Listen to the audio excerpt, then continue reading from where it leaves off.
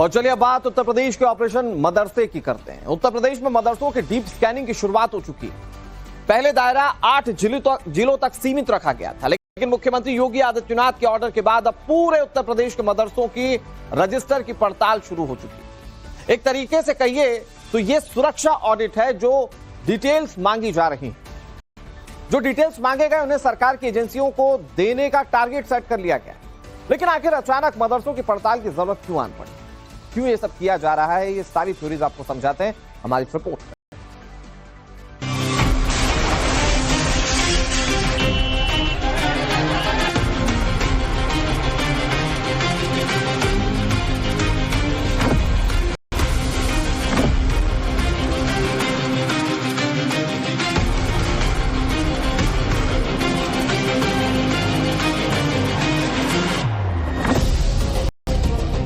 नवंबर को दिल्ली में हुए धमाके और इसमें फरीदाबाद की अल-फलाह यूनिवर्सिटी का कनेक्शन सामने आने के बाद पूरे देश में सुरक्षा एजेंसियां अलर्ट मोड पर हैं। इसी के तहत यूपी में भी एक्शन जारी है। शहर शहर मदरसों पर पैनी नजर और इसकी निगरानी हो रही है। दिल्ली की सुरक्षा में सेल लगाने के बाद पहले यूपी एटीएस हेडक्वार्टर के लेटर हेड से एक चिट्ठी निकलती है। ये चिट्ठी सामान्य नहीं थी। इसने उत्तर प्रदेश के अल्पसंख्यक कल्याण विभाग में हड़कंप मचा दिया। एटीएस ने साफ शब्दों में निर्देश दिया है कि मदरसों में कौन आ रहा है, कौन पढ़ रहा है और कौन पढ़ा रहा है, इसका एक एक ब्यौरा सुरक्षा एजेंसियों के पास होना चाहिए। इस चिट्ठी के जरिए जहां पहले प्रयागराज जोन के 8 जिलों के मदरसों से डेटा मांगा गया, तो वहीं अब सीएम योगी ने यूपी के सभी मदरसों की जांच के आदेश दे दिए। इसमें मदरसों में पढ़ने वाले छात्रों की गिनती ही नहीं मांगी, बल्कि डीप स्कैनिंग की जा रही है। डिस्ट्रिक्ट मॉनिटरिंग ऑफिसर को जो प्रोफार्मा भेजा गया है, उसमें बेहद सीक्रेट और सटीक जानकारी मांगी गई है। इनमें मदरसे में पढ़ने वाले हर छात्र का नाम और उसके पिता का नाम, स्टूडेंट का पूरा स्थायी पता, अभिभावक का एक्टिव मोबाइल नंबर, मदरसे में पढ़ाने वाले मौलवियों और शिक्षकों का पूरा बैकग्राउंड, साथ ही मैनेजमेंट कमेटी के मेंबर्स की जानकारी मांगी गई है। लखनऊ के मदरसे में देखिए किस तरीके से जो टीचर हैं वो बच्चों के वेरीफाई कर रहे हैं, जो डॉक्यूमेंट्स उनके हैं उनको चेक किया जा रहा है, आधार कार्ड चेक किया जा रहा है। मकसद ये है कि ये बच्चे जो है वो कहाँ के हैं, कौन बच्चे हैं जो इन मदरसों में पढ़ते हैं, तो ये जानना बेहद जरूरी है। और शायद इसीलिए सरकार के निर्देश के बाद, सीएम योगी के निर्देश के बाद जो है तमाम मदरसे हैं वहाँ बच्चे जो पढ़ रहे हैं उनकी संख्या, उनके नंबर्स, उनके जो आई कार्ड्स है वो चेक किए जा रहे हैं। देखिए किस तरह से जो है जो आधार कार्ड उनके पास है, उनको आधार कार्ड को वेरीफाई किया जा रहा है। तो ये जो मदरसा है लखनऊ का, इस मदरसे में देखिए क्या जांच क्या कर रहे हैं आप लोग? सर मैं इनके आधार कार्ड वेरिफिकेशन कर रहा हूँ, फोटो से मैचिंग कर रहा हूँ, किस डिस्ट्रिक्ट से बिलोंग करते हैं वो कर रहा हूँ, किस स्टेट से बिलोंग करते हैं वो सारा वेरिफिकेशन करने के बाद ही ये सारे डॉक्यूमेंट सबमिट कर रहा है। अच्छा, तो ये मांगा गया है डॉक्यूमेंट? जी हाँ, डॉक्यूमेंट वेरिफिकेशन मांगा गया मंत्री जी। क्या मांगा गया है, क्या जानकारी? इसमें ये मांगा गया कि सारे स्टेट किस स्टेट के हैं, जैसे उत्तर प्रदेश के या बंगाल के या किस जगह के, सारा वेरिफिकेशन में विद स्टाफ के, विद बच्चों के सारी चीजें मांगी गई। तो हम लोग ये बच्चों से सारा वेरिफिकेशन कर रहे हैं कि आधार कार्ड से मैचिंग कर रहे हैं, ये कहाँ है क्या, क्योंकि उस इंसिडेंट के बाद, और ये बहुत जरूरी भी था कि हर एक बच्चे का पुख्ता वेरिफिकेशन हो जाए, जिससे वो यहाँ से बिलोंग करते हैं, इसी संस्था में रहते हैं।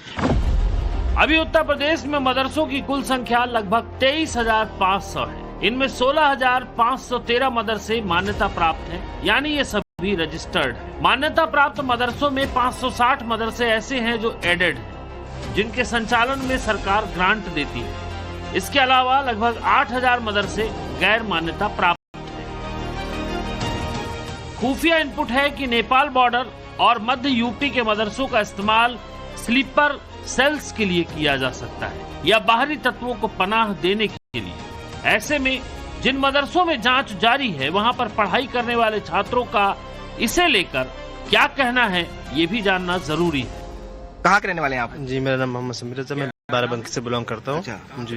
तो ये जो जांच हो रही है इसमें कोई दिक्कत हो रही है? नहीं, कोई परेशानी, कोई दिक्कत नहीं हो रही। तो आप लोग सपोर्ट कर रहे हैं, आप लोग जांच हो रही है, कोई दिक्कत हो रही है आप लोग को? कहाँ के रहने वाले हैं आप? मैं जिला कुशीनगर का रहने वाला। जी। तो यहाँ रह के पढ़ते हैं आप? जी, यहाँ रह के मैं तालीम हासिल करता हूँ। तो ये जो वेरिफिकेशन हो रहा है, आपको लगता है कि ये ठीक है, होना चाहिए ऐसा? जी, ऐसा होना चाहिए, बिल्कुल होना चाहिए। कोई दिक्कत हो रही है क्या? नहीं, कोई दिक्कत नहीं सर। जी होना चाहिए बिल्कुल ठीक है जी, अच्छा लग रहा है। आपको लगता है कि जो वेरिफिकेशन हो रहा है, आपका नाम क्या है? अनवर अली। ये आपका आधार कार्ड है, ये अनवर अली है, इनका आधार कार्ड है, ये वेरीफाई हो रहा है इनके आई कार्ड से, इनकी फोटो भी इसमें लगी हुई है, तो इसको वेरीफाई किया जा रहा है। ये जो वेरिफिकेशन चल रहा है, वेरिफिकेशन का काम, आपको लगता है ये ठीक है? जी बिल्कुल दुरुस्त है। क्यों ऐसा होना चाहिए? क्योंकि लोगों को पता चले कि लोग कहाँ से हैं, कहाँ से आए हैं पढ़ने के लिए, और नजर में रहें, जानकारी होनी चाहिए, मालूम होना चाहिए मतलब कि कहाँ के हैं ये। बिल्कुल जरूरी सर है। तो ये तमाम जो छात्र हैं ये भी इस बात को मानते हैं कि ये जरूरी है, जो यहाँ पढ़ाने वाले टीचर्स हैं वो भी मानते हैं कि ये बेहद अहम फैसला है। लखनऊ के मदरसा स्टूडेंट्स से बातचीत में ये तो साफ हो गया कि उन्हें सरकार की ओर से मांगी गई जानकारी से कोई ऐतराज नहीं, लेकिन पूरी कवायद को मदरसा संचालक किस तरह देखते हैं वो भी समझना जरूरी है। आतंकवाद से और मदरसे का कोई ताल्लुक नहीं है, चूँकि मदरसा में अमन और सुकून की और शांति की दर्स दी जाती है, भाईचारगी बनाई जाती है, और इसमें आतंकवाद से मदरसे का कोई ताल्लुक नहीं। सर, जो दिल्ली में हुआ है वो यकीनन अफसोसनाक खबर है, लोगों की जान भी गई है, काफ़ी नुकसान हुआ है और बहुत ही दुख भरी खबर है ये सुनने के बाद में। लेकिन जो सरकार ने जांच लगाई है इस पर बिल्कुल हक है लगाने के लिए और जांच करना चाहिए। मदरसों की डीप स्कैनिंग से किस तरह यूपी में सियासत गरमा गई है दिखाएंगे आगे। पहले आपको वाराणसी लेकर चलते हैं।